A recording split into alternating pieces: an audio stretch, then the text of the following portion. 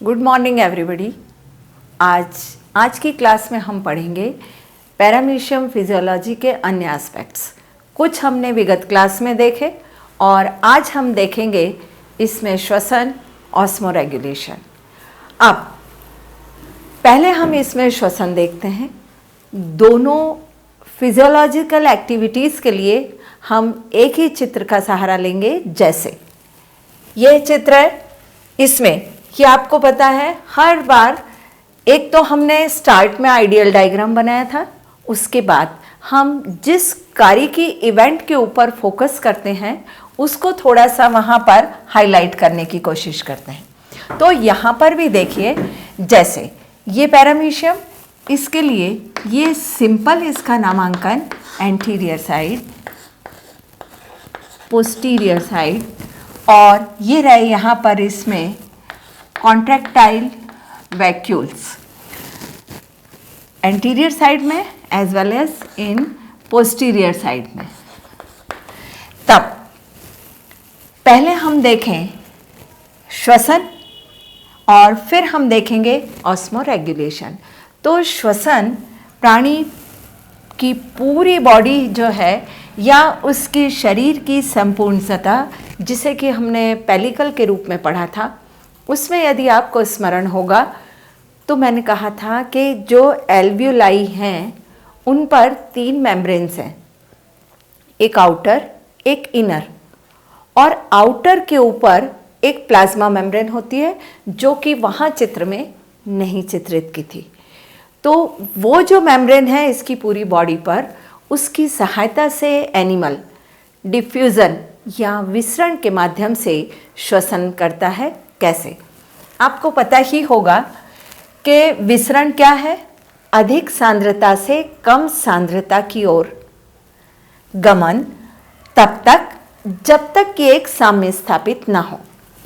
तो ये पैरामीशियम है, इसकी बॉडी में ऑक्सीजन की कमी, क्योंकि एक्टिविटीज़ हो रही हैं तो ऑक्सीजन कंज्यूम होती जा रही है और वहाँ पर कार्बन डाइऑक्साइड प्रोड्यूस होती जा रही है। तो शरीर के अंदर ऑक्सीजन की कमी और कार्बन डाइऑक्साइड की अधिकता। और बाहर के माध्यम पे गौर कीजिए, ये जो यहाँ का जलीय माध्यम है, इसमें यहाँ पर ऑक्सीजन ज़्यादा है और कार्बन डाइऑक्साइड कम। तो क्या होगा? विसरण में क्या होता है? अधिक सांद्रता से कम सांद्रता की ओर। तो कार्बन डाइऑक्साइड शरीर से उस मेम्ब्रेन से होती हुई, या जिसे हम शारीरिक सतह कहते हैं, उसके माध्यम से शरीर के बाहर छोड़ दी जाएगी और बाहर के जलीय माध्यम से ऑक्सीजन इसके शरीर के अंदर चली जाएगी। तो ये यहाँ पर होगा डिफ्यूज़न के द्वारा सामान्य, यहाँ पर हमें रेस्पिरेशन। तो ये जो नीचे वाला ये लिखा गया है, ये किस चीज़ के लिए है? ये इसके है रेस्पिरेशन के लिए। अब इसके ऊपर वाला देखिए, ऊपर वाले के अंदर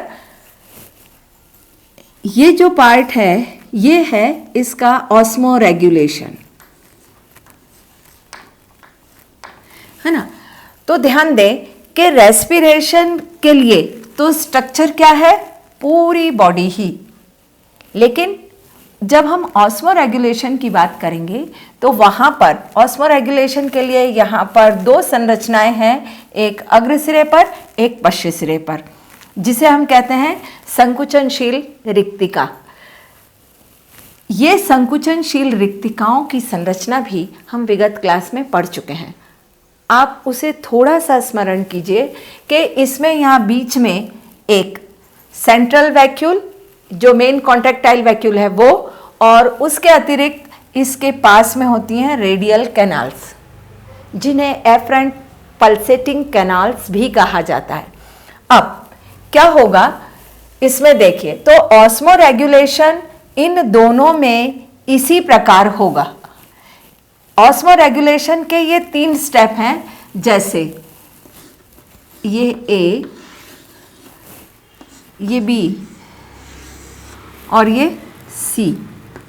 यहाँ ए बी सी का मतलब ये हुआ कि एंटीरियर में भी एबीसी होंगे और पोस्टीरियर में भी एबीसी होंगे, है ना। इस बात को थोड़ा ध्यान रखिएगा। तो इस प्रकार फर्स्ट ऑफ ऑल क्या होगा कि ये जो रेडियल कैनाल्स हैं, अगर आपको ध्यान है तो हमने वहाँ देखा था कि इसकी रेडियल कैनाल जो है उसके इस प्रकार से 3 पार्ट्स थे, राइट। इसमें से एक एंटीरियर, वाला देखिए, ये एक एंटीरियर, 2 मिडिल और 3 जो है वो पोस्टीरियर, जिसे हम फीडर कैनाल्स वगैरह कहते हैं, वो हम विगत क्लास में देख चुके हैं। अब फिर इसमें से फर्दर आपको ध्यान होगा तो यहाँ पर एक नेट बना था जिसे हम नेफ्रीडियल नेट कहते हैं। वो नेफ्रीडियल नेट एनिमल की बॉडी में काफ़ी दूर तक फैला होता है और इसमें यहाँ बीच बीच में होते हैं एंडोप्लाज्मिक रेटिकुलम। तब पूरी बॉडी से अब क्या होगा, जो भी परासरण नियमन है ना, ऑस्मो रेगुलेशन में देखिए, इस चित्र में यहाँ पे ध्यान दें कि पानी शरीर के अंदर जा रहा है और जो आयंस हैं वो बाहर की तरफ आ रहे हैं। तो शरीर से रेडियल कैनाल्स की ये जो फीडर कैनाल वाला पार्ट है, इसके माध्यम से संपूर्ण शरीर से जितने भी एडिशनल आयंस की मात्रा होगी वो सब कहाँ आ जाएगी, यहाँ से होती हुई, कहाँ से होती हुई, शरीर के इन पूरे पार्ट से रेडियल कैनाल के पोस्टीरियर भाग से होती हुई मिडिल पार्ट में आ जाएगी और वहाँ आने के बाद ये भाग फूल जाते हैं जिन्हें हम एम्पुला कहते हैं। तो इस चित्र में देखिएगा ये सभी फूले हुए भाग क्या हैं, ये हैं उस कैनाल के एम्पुली, ये सभी। फिर जब यहाँ आ गया, अब वो पूरे का पूरा रसायन शिफ्ट कर दिया जाएगा किसको, कॉन्ट्रैक्टाइल वैक्यूल को या सेंट्रल वैक्यूल को, अर्थात इस वाले भाग को। तो इसमें से ये सभी यहाँ पर छोड़ दिए जाएंगे, है ना। तो क्या हुआ, इन सबके यहाँ पर आने से क्या हो रहा है, ध्यान दीजिए, जो कॉन्ट्रैक्टाइल वैक्यूल है या जो सेंट्रल वैक्यूल है उसका आकार बड़ा हो गया। फिर से ए को देखिए, ए में ये जो सेंट्रल वाला पार्ट है ये छोटा है, ये यहाँ पर ये छोटा है, अब ये यहाँ पर बड़ा हो गया। तो इसके आकार की बढ़त की वजह के एम्पुली सारे इसमें खाली हो गए। अब फिर आपको ध्यान होगा तो वहाँ पर मायोफाइब्रिल्स भी पढ़े थे हमने, इस तरह से यहाँ पर कुछ मायोफाइब्रिल्स होते हैं। ये मायोफाइब्रिल्स जब इस कॉन्ट्रैक्टाइल वैक्यूल को इस तरह से दबाएंगे या इनमें संकुचन करेंगे, उस आकुंचन से इसके अंदर भरा हुआ जो भी मटेरियल है वो शरीर के बाहर छोड़ दिया जाएगा। तो फिर आपको ध्यान होगा कि एनिमल की बॉडी की डॉर्सल साइड पर, है ना, इसको थोड़ा हम इस तरह से देखते हैं। एनिमल की बॉडी की डॉर्सल साइड पर क्या होता है, एक एपर्चर है, किसका, इस कॉन्ट्रैक्टाइल वैक्यूल का। तो ये है इसकी opening, opening of contractile vacuole किस साइड पे है, बॉडी की डॉर्सल साइड पर है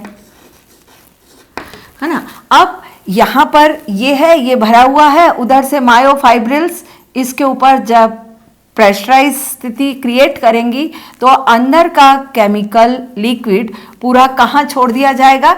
अब आप आए चित्र संख्या सी पर, ए, बी और सी, इसके माध्यम से ये शरीर के बाहर डॉर्सल साइड में इस एपर्चर के द्वारा छोड़ दिया जाता है। जैसे जैसे ये यहाँ से खाली होगा, इस चित्र में देखिए रेडिएटिंग कैनाल्स या रेडियल कैनाल्स कैसी हो गई हैं, खुद श्रिंक या पतली सी हो गई हैं, यहाँ पे उत्फुल्लित थी। फिर यहाँ पे क्या हुआ, अब सी में जाएं, देखें कि बीच का फूला हुआ भाग श्रिंक होने लगा उसका आकार कम होने लगा। उसके आकार की कमी का कारण कि वहाँ जो लिक्विड था वो बॉडी के बाहर दिया जा चुका है और ये जो कैनाल्स हैं इनमें वापस से उधर से फीडिंग कार्य शुरू हो गया और इसलिए इसका आकार बढ़ता जा रहा है। किसका? रेडियल कैनाल्स का।